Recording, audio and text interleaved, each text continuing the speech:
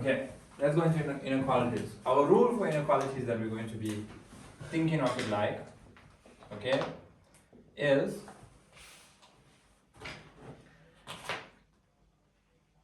do what you would do for equations.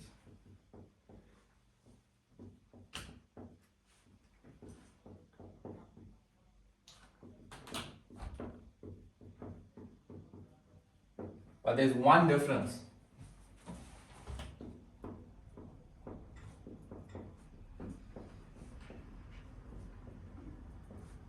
Okay? If I have to multiply or divide by a negative,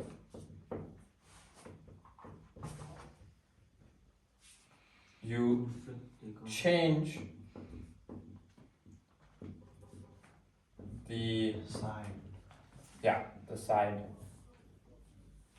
the inequality is facing. Okay, so what I mean by this is if I had an inequality, for example, negative x squared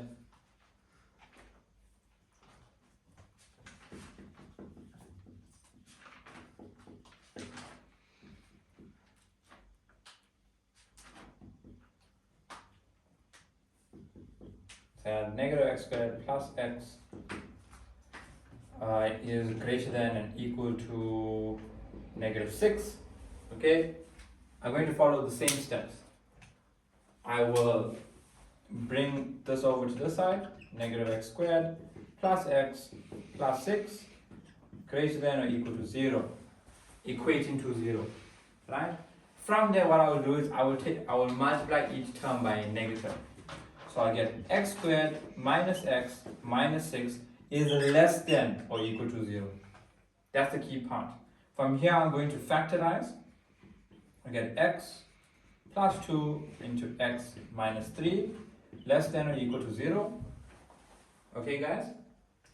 And then here, we don't say it equals these amounts because inequality is showing a range of values that something can equal. So we'll say our critical values are negative 2 and 3. I will then draw my number line. I'll put this point here, negative 2. I'll put this point here, 3. It says including, so it is a closed dot. Okay? We then have to see which parts are on this number line it is negative and positive. There is a parabola here. Okay? So, if I put in, for example, 0, I can sub in a value here. If I sub in 0, I'll get a positive here, I'll get a negative. A positive times a negative is a negative. So this section is going to be negative, and then they always alternate. Positive, negative, positive. We want to know when is it less than 0. So I will take this section here, because that's negative. So then x would now be an element, square bracket, because it's including here, negative 2 all the way to 3. That is my answer. Just one question. Why did you switch the sign again? Because change the sign, the inequality is if I multiply or divide by a negative. Can you see I multiply each term by negative there? So there's two differences then. When you times by a negative, you change the sign, and when you change the side of an inequality. No. Okay, I equated everything to 0 here. Right? Like what I do for my equation. Then I had negative x squared plus x minus 6. I multiplied each term by negative 1. Oh, okay. When I multiply each term by negative 1, then I change it. No, I didn't see that, sorry. So, Okay. Yeah, it's Cool. Then do those two questions afterwards. Must have a number line